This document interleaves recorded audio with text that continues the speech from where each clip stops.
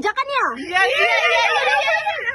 Tolong jelasin dong jenis-jenis sanksi administrasi dan contoh kasusnya. Boleh. Tapi sebelumnya kita mau perkenalkan diri dulu ya. Halo, perkenalkan nama saya Wawade Rizka dengan NIM PBH 250011. Halo, perkenalkan nama saya Misnawati dengan NIM PBH 0010. Halo, nama saya Muhammad Razol dengan NIM PBH 250022. Halo, perkenalkan nama saya Salva Andriani dengan NIM PBH 250021. Halo, nama saya Reva Syaputri dengan NIM PBH 250016. Nah, tadi kan kita sudah perkenalan. Sekarang kita akan masuk ke materinya. Langsung saja ya guys. Nah, sebelumnya kita harus mengetahui dulu apa sih sanksi administrasi itu. Jadi, sanksi administrasi merupakan perusahaan atau orang pribadi yang telat dalam membayar pajaknya. Jadi, sanksi administrasi itu tidak terkena hukuman, cuma terkena bunga dan denda dan pajak tambahan. Nah, jadi saya akan membahas tentang sanksi bunga. Jadi, sanksi bunga itu muncul saat kita telat membayar pajak. Bunganya itu dihitung per bulan dari pajak yang belum dibayar.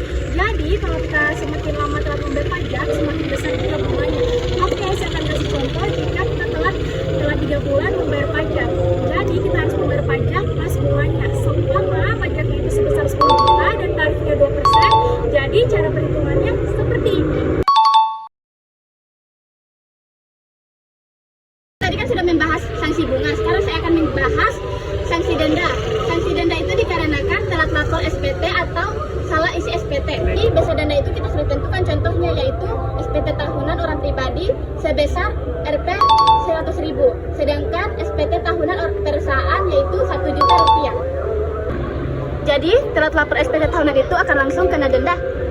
Nah, tadi kan Salva Azriani kan sudah menjelaskan sanksi denda. Sekarang saya akan menjelaskan tentang sanksi kenaikan.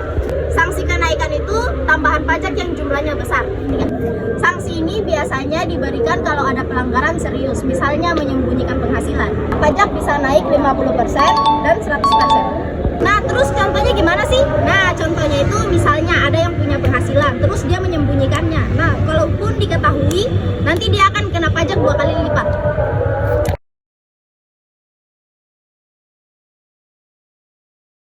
Nah, jadi kan tadi teman-teman kita udah menjelaskan tentang apa itu sanksi administrasi. Saya akan menjelaskan tentang contoh studi kasus pelanggaran pajak. Contoh pertamanya yaitu apabila seseorang telah melaporkan SPP-nya, maka ia akan dikenai denda sebesar Rp100.000. Contoh kedua, apabila seseorang telah membayarkan pajaknya, maka ia akan dikenai denda bunga per bulan. Contoh ketiga, apabila seseorang menyembunyikan penghasilannya. Contohnya, sebuah perusahaan mempunyai penghasilan sebesar 200 juta per bulan, namun ia hanya melaporkan sebesar 100 juta per bulannya, maka ia akan dikenai pajak sebesar 100%. Bila suatu perusahaan tidak melakukan pembukuan usaha, maka pajaknya akan dihitung oleh petugas, biasanya lebih besar. Dan apabila perusahaan tidak memungut PPN, padahal PPN tersebut wajib, maka perusahaan tetap harus membayar PPN plus bunganya.